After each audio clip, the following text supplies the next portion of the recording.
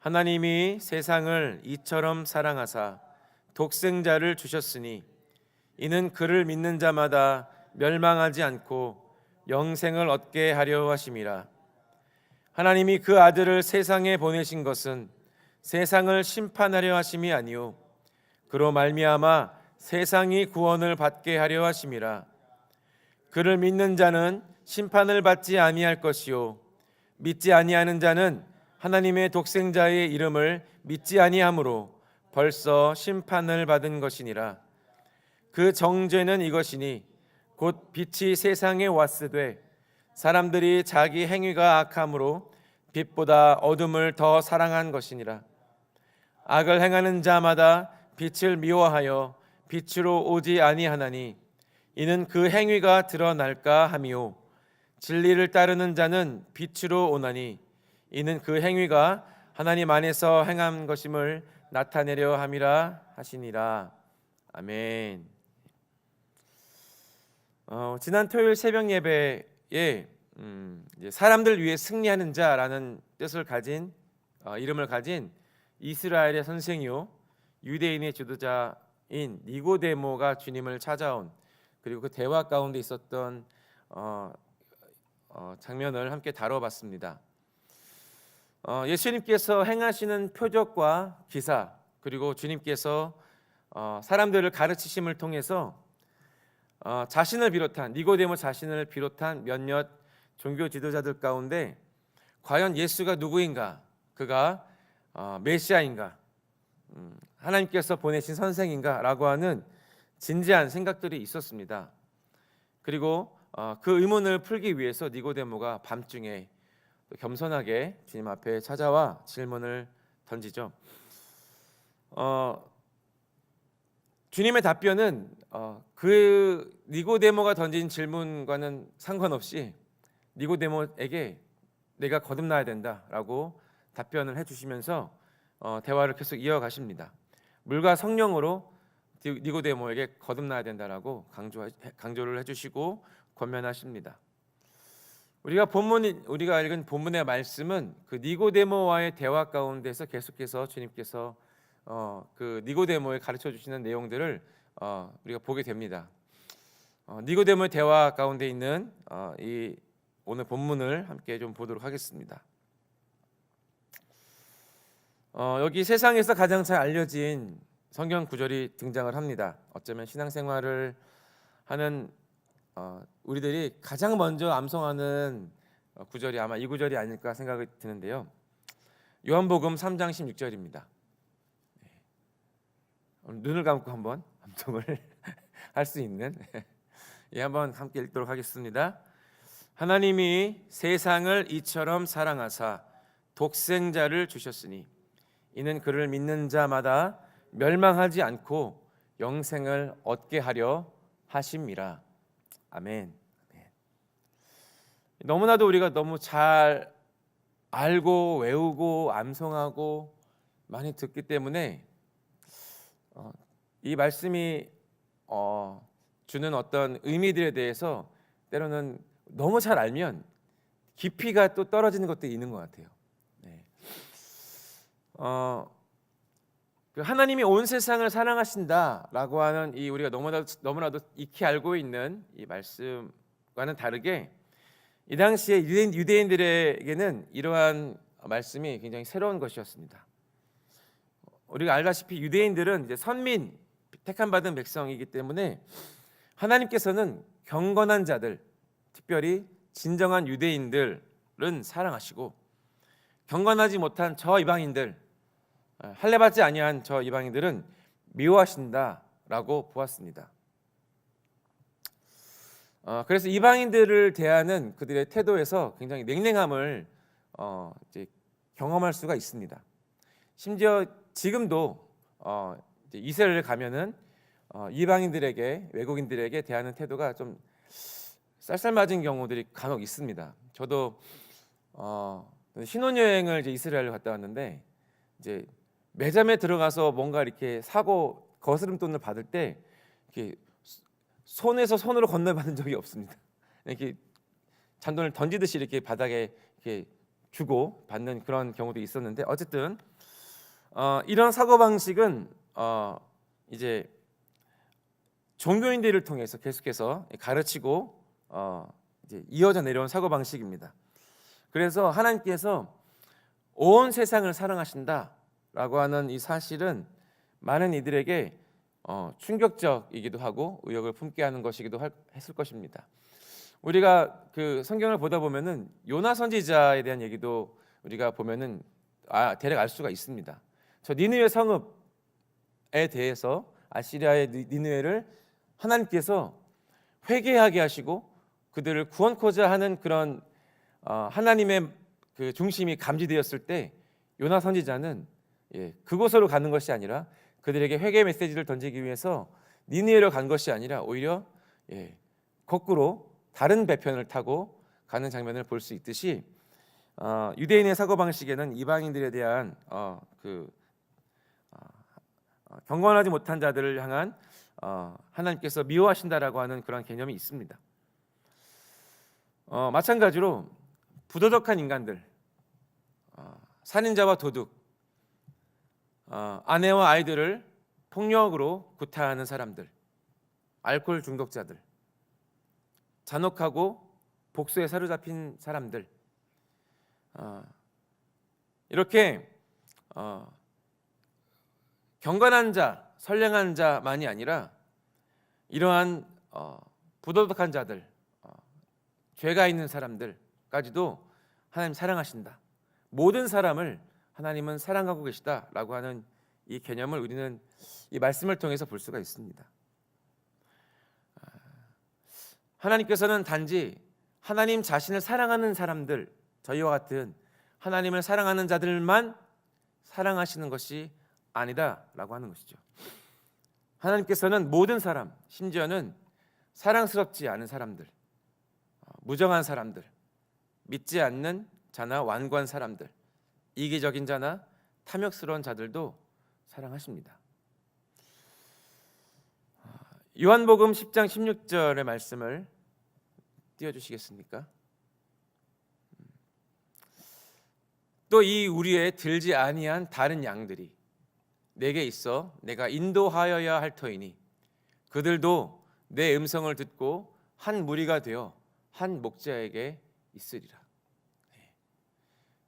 울타리에 들지 않은 양들도 인도하셔서 하나님께서 한 무리 되게 하시기를 원하십니다. 로마서 10장의 말씀도 보겠습니다. 함께 읽어볼까요? 시작. 유대인이나 헬라인이나 차별이 없음이라 한 분이신 주께서 모든 사람의 주가 되사 그를 부르는 모든 사람에게 부요하시도다. 유대인뿐 아니라 이방인들, 특별히 이 헬라인들 이방인들 얘기하는 것이죠. 차별이 없다. 그들을 부르시면은 차별이 없다. 구원에는 차별이 없다라고 말씀하십니다. 디모데전서 2장 4절도 볼게요. 같이 읽겠습니다. 하나님은 모든 사람이 구원을 받으며 진리를 아는 데에 이르기를 원하시느니라. 우리가 하나님의 마음에 조금씩 다가가고 있습니다. 베드로 후서 3장 9절도 같이 읽도록 하겠습니다. 시작. 주의 약속은 어떤 이들이 더디다고 생각하는 것 같이 더딘 것이 아니라 오직 주께서는 너희를 대하여 오래 참으사 아무도 멸망하지 아니하고 다 회개하기에 이르기를 원하시느니라. 아멘. 구약에 보면은 이런 하나님의 마음에 대한 것들을 볼 수 있는 장면들이 있습니다.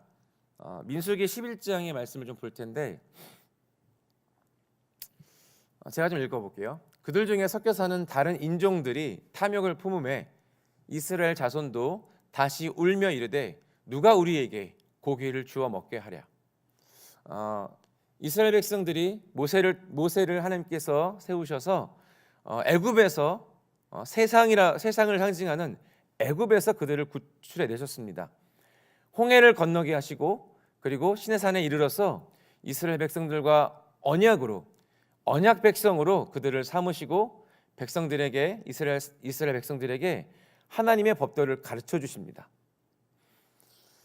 그리고 그들에게 만나를 먹게 하시고 또한 물을 마시게 하시지만 이스라엘 백성들이 우리가 방금 읽었던 이 4절의 말씀과 같이 그들과 함께한 다른 인종의 사람들이 탐욕을 품었다. 이제 선동하는 그런 장면이 있는 것 같아요. 고기를 먹고 싶어하는 마음을 품게 합니다. 그래서 이스라엘 백성들이 울며 누가 우리에게 고기를 주어서 먹게 하랴라고 하는 불평을 내기 시작합니다. 5절입니다.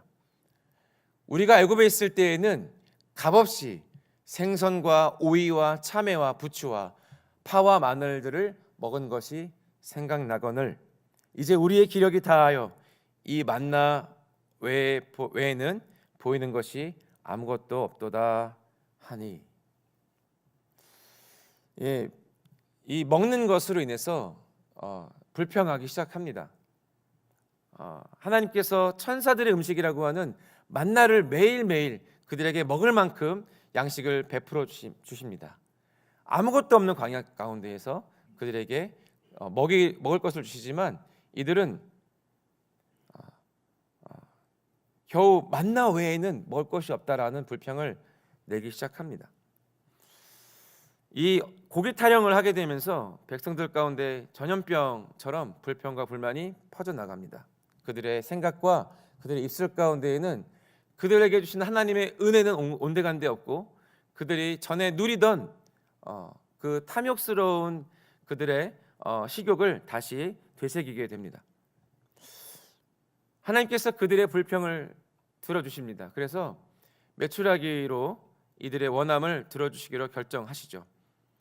심지어는 그들이 더 이상 그 고기 냄새로 인해서 먹기 싫어할 정도로 질리게 먹이시겠다라고 하십니다. 이때에 하나님께서 모세에게 70인의 장로들을 선별하게 하십니다. 그리고 하나님께 나아가도록 하시는 장면을 이어서 보겠습니다. 민수기 11장 24절의 말씀인데요. 모세가 나가서 여호와의 말씀을 백성에게 알리고 백성의 장로 70인을 모아 장막에 둘러 세우매 여호와께서 구름 가운데 강림하사 모세에게 말씀하시고 그에게 임한 영을 70 장로에게도 임하게 하시니 영이 임하신 때에 그들이 예언을 하다가 다시는 하지 아니하였더라. 하나님께서 성막 가운데 구름으로 하나님의 임재로 카보드의 영광, 쉐카이나 영광으로 주님께서 임하셔서 모세를 대면하시고 만나시죠. 모세를 얼굴과 얼굴을 맞대어서 만나십니다.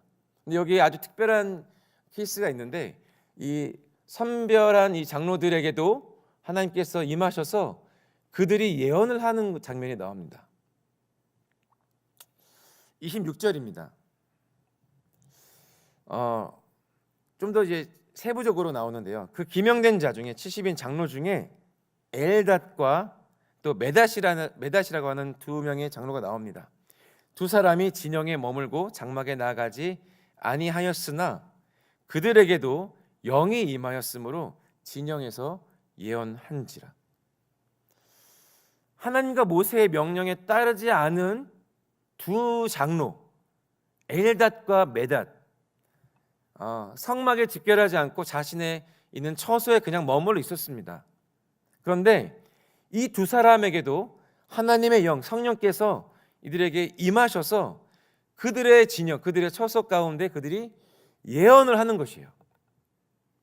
저 성막에 있는 모세와 함께 있는 그들과 같이 동일하게 불순종하고 있는 이들에게도 하나님의 영이 임해서 하나님의 말과 하나님의 뜻을 이들이 예언하고 있는 것입니다. 그 소식을 들은 여호수아가 정의로운 마음에 예언하고 있는 이 장로들을 징계해야 된다라고 모세에게 보고를 하거든요. 그들은 모세의 명을 따르지도 않았고 하나님의 인도하심을 따르지도 않았기 때문에 그들은 예언할 자격이 없다라고 고발합니다. 하나님의 일들을 감당할 자격이 없다. 27절부터 좀 말씀 보겠습니다. 같이 한번 읽어볼게요. 27절부터 함께 읽겠습니다. 시작. 한 소년이 달려와서 모세에게 전하여 이르되 엘닷과 메닷이 진중에서 예언하나이다 하매 택한 자 중 28절 택한 자 중 한 사람 곧 모세를 섬기는 눈의 아들 여호수아가 말하여 이르되 내 주 모세여 그들을 말리소서. 모세가 그에게 이르되 내가 나를 두고 시기하느냐 여호와께서 그의 영을 그의 모든 백성에게 주사 다 선지자 되게 하시기를 원하노라. 30절 모세와 이스라엘 장로들이 진중으로 돌아왔더라. 자, 여기 보시면은 모세는 하나님과 대면하였기 때문에 하나님의 본심이 무엇인지를 모세는 알았습니다. 하나님을 섬기는 사람들, 하나님께 예배하는 자들, 기도하는 사람들은 무엇보다도 하나님의 본심, 하나님의 마음을 아는 것이 너무 중요합니다. 하나님의 말씀을 우리가 묵상하고 말씀을 듣고 또 말씀을 전하기도 하는데 하나님의 본심, 하나님의 마음을 알지 못하고 그것을 파악하지 못한 채 하나님의 말씀을 대하는 것은 알맹이 없는 껍데기를 우리가 취하는 것이나 마찬가지입니다. 우리가 기도를 하는데 하나님의 마음이 어디에 있는지 아무런 상관없이 그저 내 입술에 나오는 기도대로 하는 것은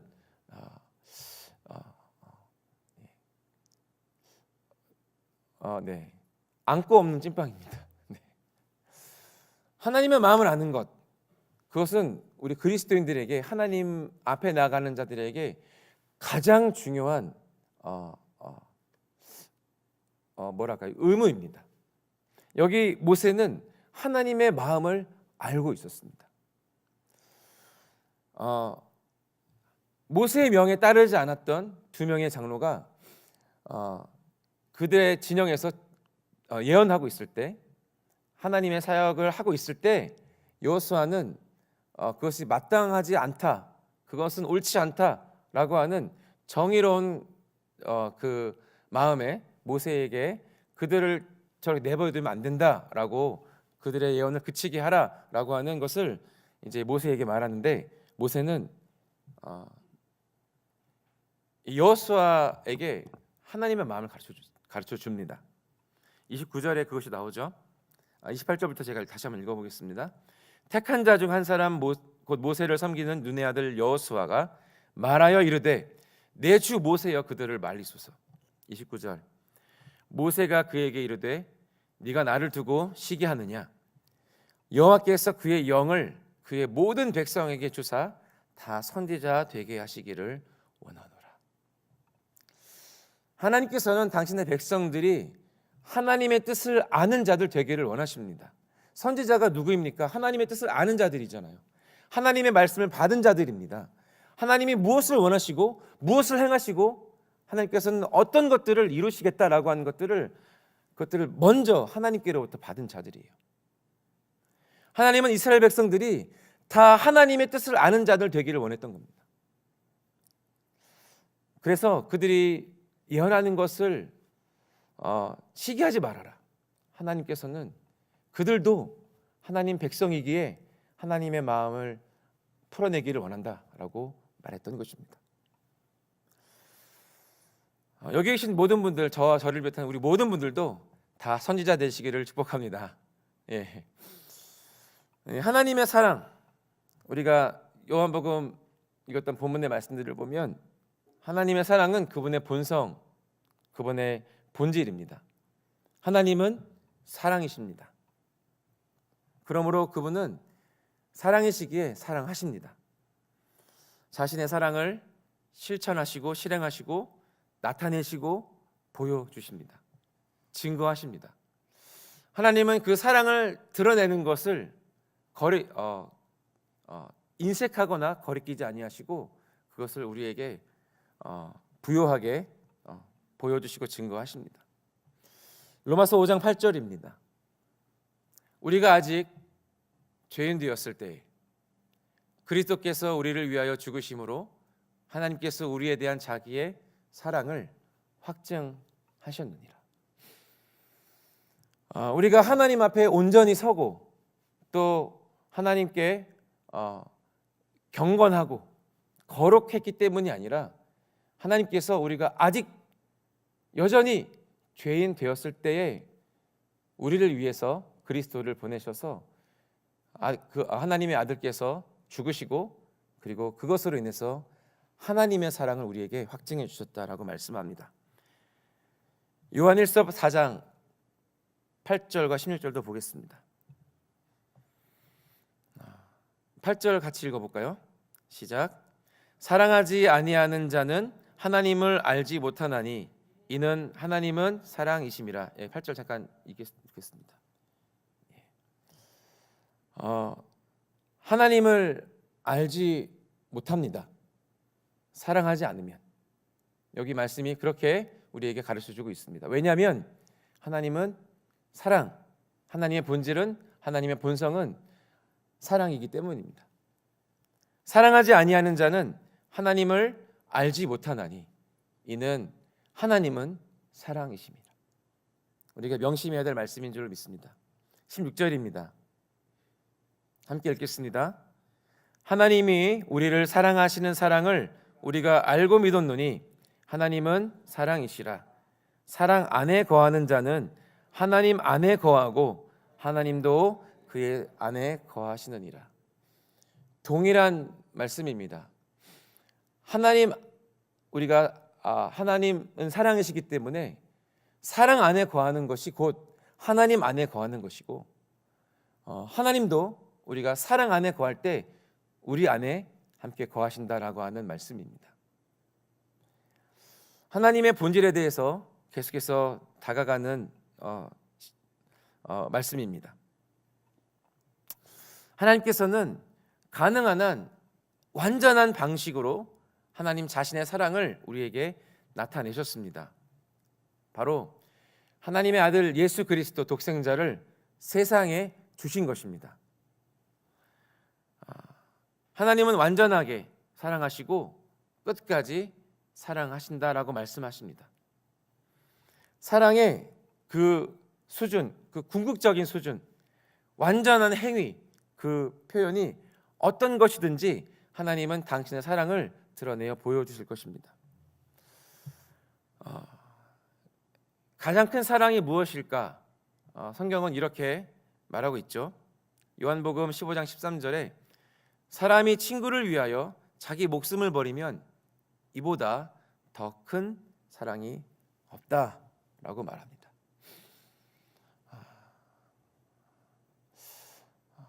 자기 목숨보다 더 중요한 것은 없잖아요. 내 생명보다 더 가치가 있는 것은 없습니다.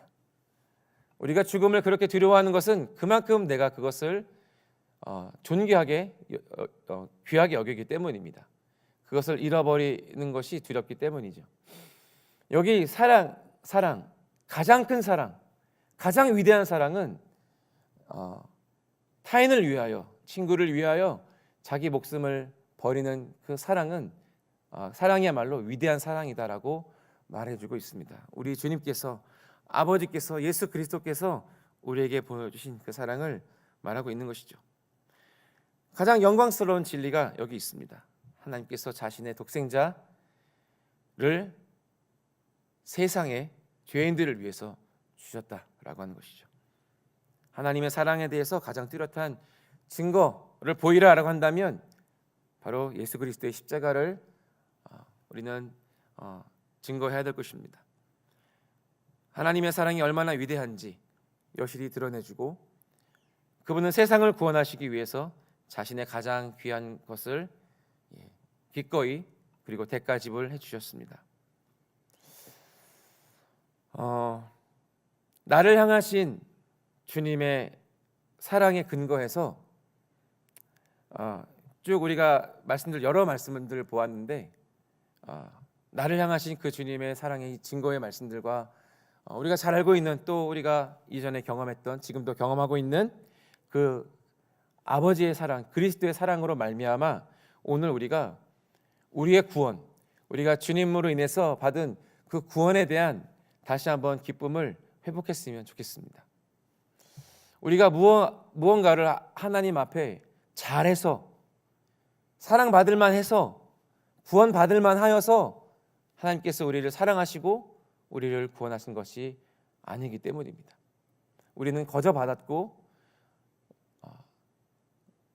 은혜를 받을 수 없는 그러한 존재이지만 하나님께서 우리를 택하시고 예정하시고 그 은혜를 부어주기로 결정하셨기 때문에 우리가 그 은혜와 사랑을 누리고 있는 것입니다.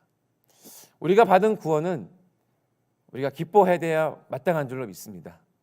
우리가 처음 구원받을 때 그 기쁨만 기쁨이 아니라 매일매일 우리가 주님을 바라볼 때마다 주님의 은혜를 경험할 때마다 그리고 심지어 내가 넘어지고 힘들고 어려울 때마다 주님께서 이런 나를 택하시고 이런 나를 끝까지 붙들어 주시고 사랑해 주신다라고 하는 그 믿음이 내 안에 있다면 우리는 구원의 기쁨을 오늘 회복할 수 있다라고 믿습니다. 뿐만 아니라 잃어버린 양을 찾기를 원하시는 아버지의 마음, 그 사랑을 실천함으로 그 사랑을 완성하는 우리의 오늘 또 한 주 되기를 주님의 이름으로 축복합니다. 하나님이 세상을 이처럼 사랑하사 독생자를 주셨으니 이는 그를 믿는 자마다 멸망하지 않고 영생을 얻게 하려 하심이라. 우리가 너무나도 익숙하고 너무 잘 알고 있고 또 눈을 감고도 외우고 있는 이 말씀이 다시 한번 새롭게 오늘 그리고 한 주 동안에 하나님께서 베푸신 세상을 향한 그리고 나를 향한 그리고 주님의 사랑이 필요한 이들을 향한 하나님의 사랑의 증거로 우리가 이것을 붙잡고 우리가 주님의 사랑을 실천하는 우리 모두가 되기를 원합니다.